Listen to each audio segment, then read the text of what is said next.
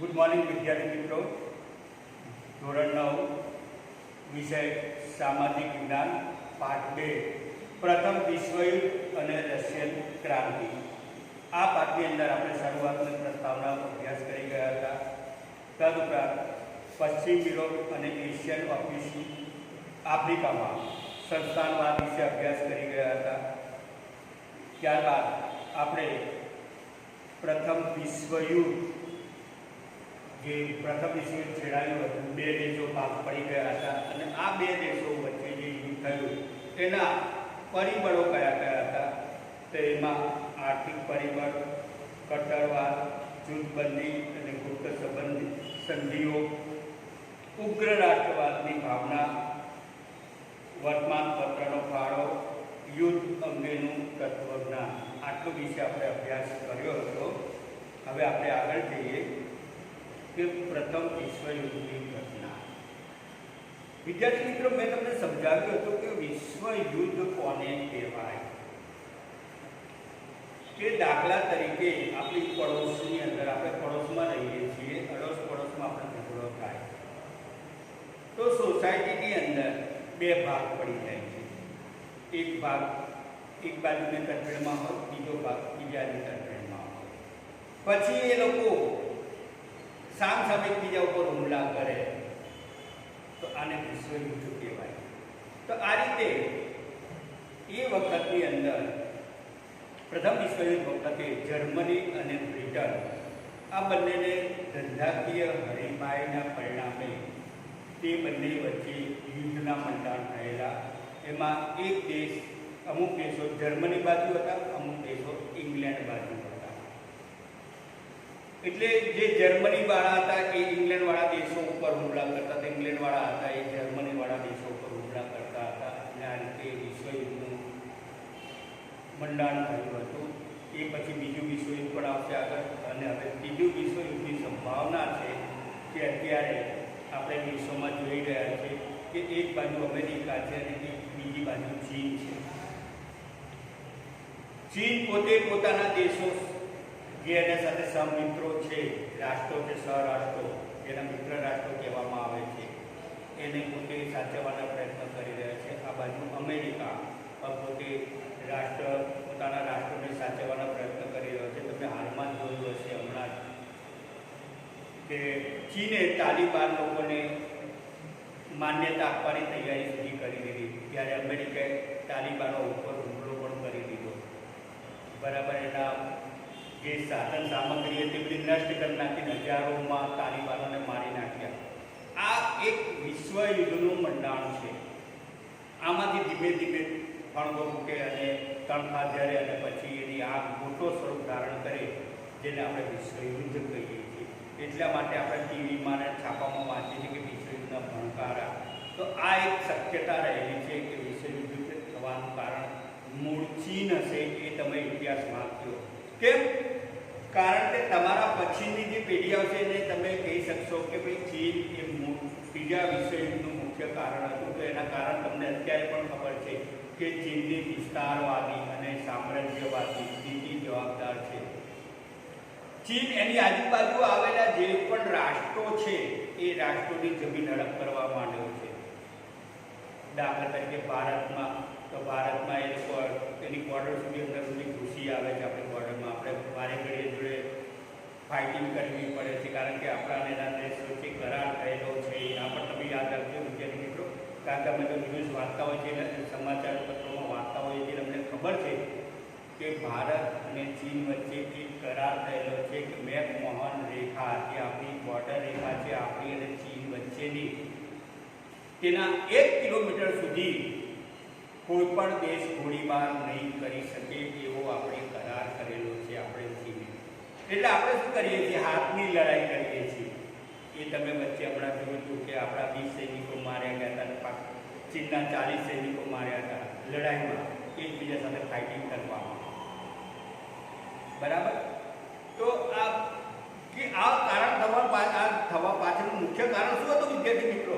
તેનું કારણ એ હતું કે ચીન ધીમે ધીમે મેકમોહન રેખા ઉલ્લંઘીને આપણા સરહદની અંદર આવવા માંડ્યું. એટલે આપણા સૈનિકોએ તેનો વિરોધ કર્યો હતો. બરાબર. તો આપણી સાથે પ્રોબ્લેમ છે એવું નથી. અત્યારે પાકિસ્તાન સાથે એને પ્રોબ્લેમ ચાલુ થઈ ગયા છે, કારણ કે પાકિસ્તાન સુધી બોર્ડર પોતાની પ્રસરી રહ્યું છે. એટલે પાકિસ્તાનના ત્યાં આતંકવાદીઓ હમણાં ચીનના 10 એન્જિનિયરોને મારી નાખે, બસમાંથી ઉતારીને. કાલે જ મેં ન્યૂઝમાં જોયું હતું કે ચીનના અત્યારે જે પણ કર્મચારી ત્યાં પાકિસ્તાનમાં નોકરી કરે છે એ લોકોને AK-47 રાઇફલ લટકાવીને કામ કરતા જોયા મેં. એ લોકોને પાકિસ્તાન સરકાર ઉપર પણ વિશ્વાસ નથી ચીનને, કે પાકિસ્તાન સરકાર તમારું રક્ષણ નહીં કરી શકે, તમે તમારી જાતે રક્ષણ કરો. પછી ત્રીજી બાજુ આપણે જોઈએ કે જાપાન અને ચીન વચ્ચે કે પેલું જે સમુદ્ર છે, શીપ દેશ કહેવામાં આવે છે, ત્યાં આગળ પણ જ્યાં ચીન પોતાનો ડોળો જમાવીને બેઠો છે, વિયેટનામ જોડે છે, એવા કેટલા બધા દેશ જોડે એને સરહદી વિસ્તાર વધારવા માટે સંઘર્ષ કરી રહ્યું છે. એટલે આ બધાનો બચાવ કરવા માટે અમેરિકા એનો ગુરુ બની રહ્યો છે. એટલે આ બધા દેશો એને અમેરિકા તરફથી જવાના છે, બરાબર. એટલે આ વિશ્વયુદ્ધના મંડાણ થવાની સંભાવના છે. શક્યતા છે નથી કે સંભાવના છે, બરાબર. નાય થાય, કારણ કે પછી યુનો એવો ખાસ નિર્ણયો લે અને બધા દેશો ભેગા થઈને ચીનને પછી દબાણ કરે કે આ તમારી નીતિ ખોટી છે, તો ચીન કદાચ પરોળના પગલાં ભરી પણ શકે છે. એટલા માટે સંભાવના આપું છું. ચલો હવે આપણે આગળ જઈએ કે પ્રથમ વિશ્વયુદ્ધની ઘટના કઈ હતી. તો કે પ્રથમ વિશ્વયુદ્ધ દરમિયાન મિત્ર રાષ્ટ્ર પક્ષે 24 અને ધરી રાષ્ટ્ર પક્ષે 4 રાષ્ટ્રો મુખ્ય પક્ષ વિશ્વ રાષ્ટ્ર સમૂહ હતો, એની પાસે 24 હતા અને સામે હતા 4 જ હતા. એટલે કે જર્મની પાસે 4 હતા અને ઇંગ્લેન્ડ પાસે 24 હતા. જર્મનીને શરૂઆતમાં યુરોપમાં નોંધપાત્ર વિજય મેળવ્યો. એટલે જર્મનીએ શરૂઆત કરી હતી અને યુરોપની અંદર એને અમુક પ્રદેશો જીતવા માંડ્યો હતો. ફ્રાન્સની સેનાએ તેને નષ્ટ કરી નાખી. ફ્રાન્સની સેનાને, જર્મનીએ ફ્રાન્સની સેનાને હાવ નષ્ટ કરી નાખી. તેણે ભયાનક સબમરીન યુદ્ધ કરીને મિત્ર રાષ્ટ્રના અનેક જહાજો ડૂબાડી દીધા. ટેન્કો, ઝેરી ગેસ વગેરે દ્વારા લાખો સૈનિકો તથા નાગરિકોની જાનહાનિ થઈ. રશિયામાં ક્રાંતિ થઈ હતી 1917માં. તેથી રશિયા યુદ્ધમાંથી ખસી ગયું. જર્મની આ સમયે ખૂબ જ શક્તિશાળી હતું. તેણે એક અમેરિકન સ્ટીમર લ્યુસાન્ટિયાને ડૂબાડી દીધું હતું. તેમાં 147 અમેરિકન સૈનિકો તેના ભોગ બન્યા હતા. પરિણામે અમેરિકા મિત્ર રાષ્ટ્ર પક્ષે યુદ્ધમાં જોડાયું. ના સવાલ પૂછાય કે પ્રથમ વિશ્વયુદ્ધ વખતે અમેરિકા મિત્ર રાષ્ટ્ર સાથે કેમ જોડાયું? તો કારણ કે જર્મનીએ અમેરિકાની સબમરીન સ્ટીમર લુસાનિયાને હુમલો કરી અને ઉડાડી દીધું હતું, જેમાં અમેરિકાના 147 સૈન્યનો ભોગ લેવાયો હતો. પરિણામે અમેરિકા મિત્ર રાષ્ટ્ર સાથે યુદ્ધમાં જોડાયું. તેની સાથે પનામા, ગ્રીસ, ક્યુબા, ચીન અને સિયામ જેવા રાષ્ટ્રો મિત્ર રાષ્ટ્ર પક્ષે જોડાયા. તેમાંથી મિત્ર રાષ્ટ્રની તાકાતમાં વધારો થયો. અમેરિકાના લશ્કર સામે જર્મન સેના ટકી શકી નહીં. સમગ્ર યુદ્ધનું પાસું બદલાઈ ગયું. અમેરિકાની સામે જર્મન સેના ટકી શકી નહીં, યુદ્ધનું પાસું બદલાઈ ગયું. બલ્ગેરિયા, તુર્કી તથા ઓસ્ટ્રિયા મિત્ર રાષ્ટ્રોને કારણે શરણે આવ્યા. એટલે આ જે જર્મનીની પક્ષમાં હતા, બલ્ગેરિયા, તુર્કી અને ઓસ્ટ્રિયા, એ ત્રણેય રાષ્ટ્રો મિત્ર રાષ્ટ્રોને શરણે ગયા. જર્મન સમ્રાટ કેસર રાજસત્તા છોડીને ભાગી ગયો. મિત્ર રાષ્ટ્રોની શરણાગતિ સ્વીકારી યુદ્ધ વિરામનો કરાર ઉપર હસ્તાક્ષર કર્યા અને વિશ્વયુદ્ધનો અંત આવ્યો. પ્રથમ વિશ્વયુદ્ધના પરિણામો, તાત્કાલિક પરિબળો કયા કયા હતા? એમાં પહેલું હતું જાનમાલની હાનિ. લગભગ 6.5 કરોડ લોકોએ યુદ્ધમાં ભાગ લીધો હતો. અંદાજે 1 કરોડ લોકો મૃત્યુ પામ્યા, 2 કરોડ લોકો ઘવાયા અને 70 લાખ લોકો કાયમ માટે અપંગ બન્યા. યુદ્ધ બાદ રોગચાળો, ભૂખમરો, હત્યાકાંડને લીધે મરનારાઓની સંખ્યા વધારે હતી. યુદ્ધમાં કુલ ખર્ચની આંકડો તો ઘણો વધુ હતો. પછી બીજું કારણ છે સામાજિક પરિવર્તન. તો કે વિશ્વના દરેક રાષ્ટ્રમાં યુદ્ધ દરમિયાન પુરુષો યુદ્ધ મોરચે હોવા કૌટુંબિક અને વ્યવસાયિક જવાબદારી સ્ત્રીઓને માથે આવી પડી હતી. એટલે કે પુરુષો યુદ્ધમાં અસહ્ય બનીને લડતા હતા, એટલે ઘરની જવાબદારી, કુટુંબની જવાબદારી, સામાજિક જવાબદારી બધી સ્ત્રીઓને માથે આવી પડી હતી. ઘરની ચાર દિવાલમાંથી સ્ત્રીઓ બહાર આવીને વ્યવસાયિક ક્ષેત્રે સફળતાપૂર્વક જવાબદારી સંભાળી. એટલે પહેલાં માની લો કે કોઈ પુરુષને પોતાની દુકાન હતી અને એ દુકાન છોડીને યુદ્ધના મોરચે લડવા ગયો, તો એની દુકાન સંભાળવા માટે એમની ઘરની પત્ની હોય તો માતા હોય તો બહેન હોય, કોઈ પણ સ્ત્રી હતી, એ પોતાની ચાર દિવાલ છોડીને દુકાન સંભાળવા માટે બહાર ગઈ. એટલે કે વ્યવસાયિક ક્ષેત્રે આગળ વધવા લાગી.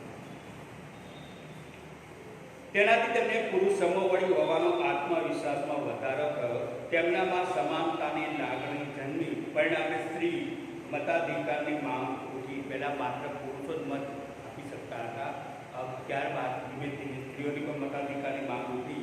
યુદ્ધ દરમિયાન જરૂરિયાતની ચીજ વસ્તુનું ઉત્પાદન વધ્યું હતું. યુદ્ધ દરમિયાન જરૂરિયાતની વસ્તુનું ચીજ ઉત્પાદન ઘટે, સ્વાભાવિક છે. અત્યારે આપણે કોરોના છે, એટલે કોરોનાને કારણે આપણે જે ઉત્પાદન આપણે ફેક્ટરીઓના બંધ હોય એટલે ઉત્પાદન ઘટે. તેથી અછત, બેકારી, ભૂખમરો, હડતાલો, તાળાબંધી વગેરે જેવી સમસ્યાઓ ઊભી થઈ. લોકો અપાર મુશ્કેલીઓ વેઠતા હતા. બાળકોની સ્થિતિ વધુ દયનીય બની ગઈ હતી. બરાબર. વિદ્યાર્થી મિત્ર, તમે કોરોના છે, કોરોનામાં તમે જોયું છે ધંધાઓ રોજગાર બંધ છે, બરાબર. એટલે એને કારણે આર્થિક મુશ્કેલી ઘણી ઊભી થાય છે, જેથી પરિસ્થિતિ વિકટ બને છે. એટલા માટે સરકારને ન કરવા છતાં પણ લોકડાઉન ભરવું કરવું પડે છે. આપણે કહીએ કે આવું બધું કોરોના છે તો સરકાર કેમ લોકડાઉન નથી લગાવતી? લોકડાઉન સરકાર એટલા માટે લગાવે છે કે પબ્લિકને એનો ચેપ આગળ ફેલાતો અટકાવવા, ચેપની જે સાંકળ છે તોડવા માટે લોકડાઉન સરકાર નાખે છે.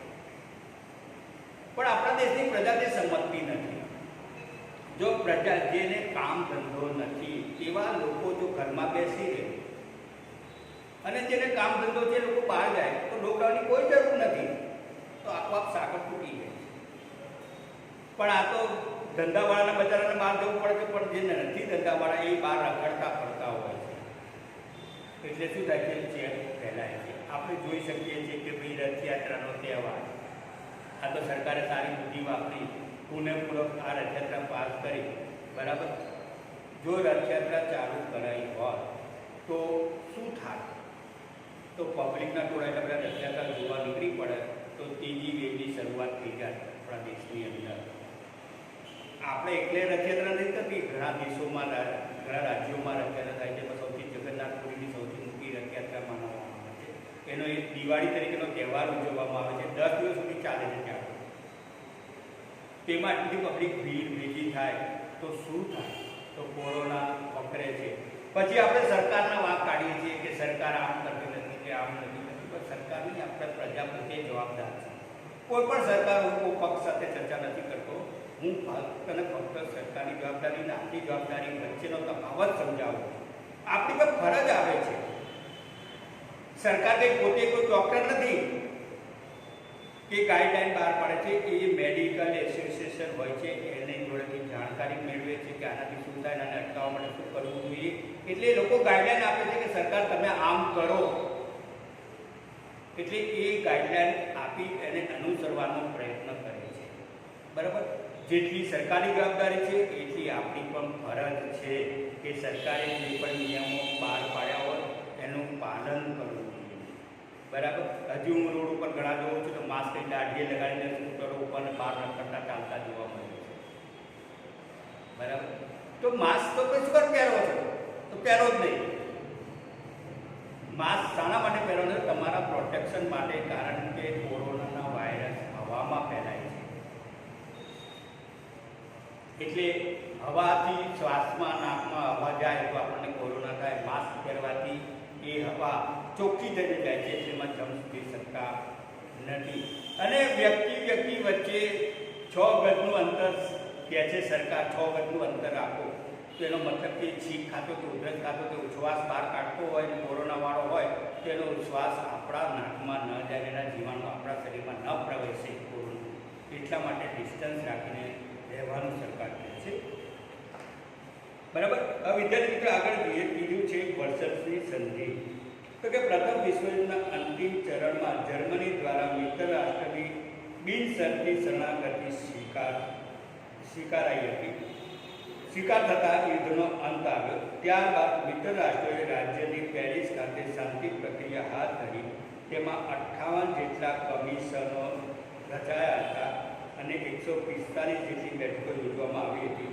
પેરિસ શાંતિ સંમેલનમાં જર્મની સાથે જે સમજૂતી કરવામાં આવી તે વર્સલ્સની શીશ મહેલ એટલે કે મિરર પેલેસ, શીશ મહેલ એટલે કાચનો મહેલ એવું કહેવામાં આવે છે, માં કરવામાં આવી હતી. વર્સલ્સની સંધિ તરીકે ઓળખાઈ હતી. વર્સલ્સની આ સંધિમાં 4 પ્રકારની જોગવાઈ હતી. 1 પ્રાદેશિક વ્યવસ્થા, 2 લશ્કરમાં ઘટાડો અને નિઃશસ્ત્રીકરણ, 3 યુદ્ધમાં વળતરના હપ્તાની ગોઠવણી અને યુદ્ધદંડ, 4 અન્ય જોગવાઈઓ. આ સંધિમાં અમેરિકાના પ્રમુખ વુડરો વિલ્સન, બ્રિટિશ વડાપ્રધાન લોર્ડ જ્યોર્જ, ફ્રાન્સના વડાપ્રધાન પલસમન્સ અને ઇટાલીના ઓરલોન્ડોએ મહત્વની કામગીરી કરી હતી. આ યુદ્ધમાં જર્મનીને જવાબદાર કરવામાં આવ્યું હતું. જર્મની પર 6.5 અબજ પાઉન્ડનો યુદ્ધ દંડ લાદવામાં આવ્યો હતો. તેના રૂહર પ્રાંત જેવા પ્રદેશો ફ્રાન્સને આપવા પડ્યા હતા. તેની રૂહાઈ નદી આંતરરાષ્ટ્રીય જળમાર્ગ માટે ખુલ્લી મૂકવામાં આવી હતી. આંતરરાષ્ટ્રીય એટલા માટે કે બધા કોઈ પણ દેશ તેમાં તેનું સ્ટીમર જવા લઈ જઈ શકે છે. તેના પર જર્મની કોઈ રોકટોક રાખી શકે નહીં. ફ્રાન્સની સરહદે આવેલા રોહનલેન્ડ પ્રદેશમાં કિલ્લાબંધી કરવાની મનાઈ કરવામાં આવી તેમજ ખનિજ સમૃદ્ધ પ્રદેશ 15 વર્ષ માટે ફ્રાન્સને આપવામાં આવ્યા. તેના મોટા ભાગના સંસ્થાનો પડાવી લેવામાં આવ્યા હતા. આલ્સેસ અને લોરેન્સ પ્રાંત ફ્રાન્સને પરત આપવામાં આવ્યો હતો. જે ખરેખર ફ્રાન્સનો હતો, એ જર્મનીએ યુદ્ધમાં જીતી લીધેલો હતો, એને પરત કરવામાં આવ્યો હતો. આ ઉપરાંત દર વર્ષે મોટી માત્રામાં તેણે કોલસો અને લોખંડ ફ્રાન્સ અને મિત્ર રાષ્ટ્રોને યુદ્ધના વળતર તરીકે આપવાના હતા. આ તમામ શરતો પર જર્મની પાસે બંદૂકની અણીએ બળજબરીથી સહી કરાવવામાં આવી. તેનાથી જર્મન પ્રજામાં હતાશા અને નિરાશા જન્મી. પરિણામે જર્મનીનું અર્થતંત્ર છિન્ન ભિન્ન થઈ ગયું. પછી આવે છે ઊંધું દૂરોગામી પરિણામ. તો કે યુદ્ધમાં પરાજિત રાષ્ટ્રો સાથે સંધિ કરવામાં આવી. તેમાં વેરની ભાવના હતી. તેનાથી જગતમાં શાંતિ સ્થાપી શકાય નહીં. કારણ કે જર્મનીને આજે યુદ્ધ કરાર પર હસ્તાક્ષર કર્યા તે બંદૂકની અણીએ કરાવવામાં આવ્યા હતા. એટલે જર્મની પ્રજામાં અસંતોષ હતો અને જર્મનીના લોકો મનમાં ઊભાતા હતા કે આ વસ્તુ ખોટી થઈ છે, આપણે આનો ફરીથી વળતર બદલો લેવો જોઈએ, એવી ભાવના એ લોકોમાં જાગી હતી. સામ્રાજ્યવાદી રશિયાને રાષ્ટ્રસંઘમાં સ્થાન ન મળ્યું. અમેરિકા રાષ્ટ્રસંઘમાં જોડાયું નહીં.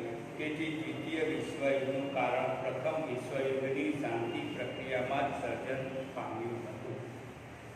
એટલે કે રશિયાને યુનોની અંદર સ્થાન ના મળ્યું અને અમેરિકા તેમાં જોડાયું નહીં. અને જર્મની સાથે જે આ કરારો કરવામાં આવ્યા એમાં જર્મન પ્રજા એટલી અસંતોષ હતો. એટલે ત્યારથી બીજા વિશ્વયુદ્ધના મંડાણ શરૂ કર્યા હતા. હવે રશિયન ઔદ્યોગિક ક્રાંતિ, આપણે આ મુદ્દો ખાસ ચર્ચા કરવાની છે. રશિયન ઔદ્યોગિક ક્રાંતિ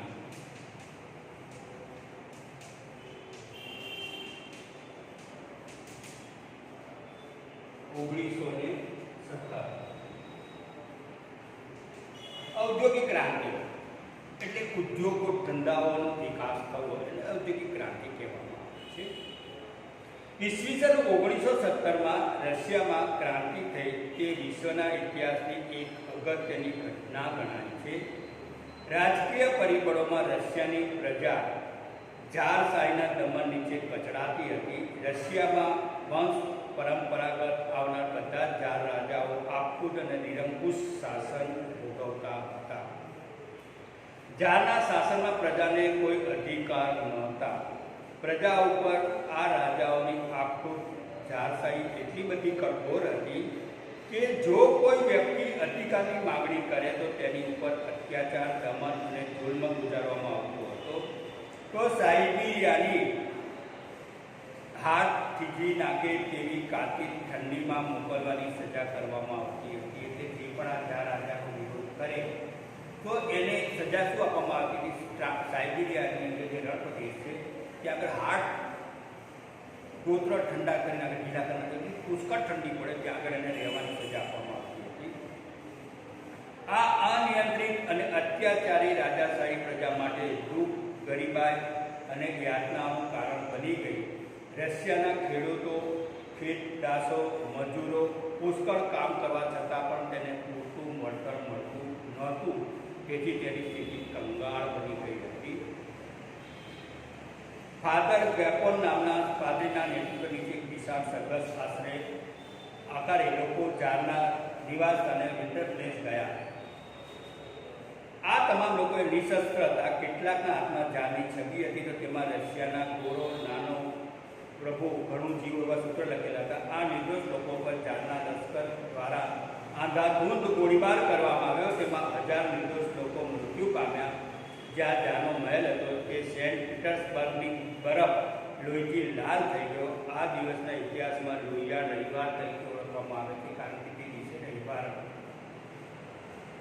આ અરસામાં રશિયન જાપાન યુદ્ધ રાષ્ટ્ર જાપાને વિશાળકાય યુરોપિયન રાષ્ટ્ર રશિયાને આપેલી હારથી જારશાહી નબળાઈ છતી છતાં રશિયાની મોટાભાગની પ્રજા ઉશ્કેરાઈને રશિયાના પ્રજાનો રોષ પર પાછી તેને શાંત કરવા માટે વર્ષોથી નહીં બોલાવે ડુમા બોલાવવાની જાહેરાત કરી. સમાંતરે ચાર ડુમા બોલાવવામાં આવી, પરંતુ તેમાં પ્રજાનો અસંતોષ પમાડે તેવા પગલાં ભરે તે પહેલાં બરખાસ્ત કરવામાં આવી હતી. વિદ્યાર્થી મિત્રો, આ સાથે પાઠ પૂરો થાય છે. આ પાઠના સવાલ જવાબ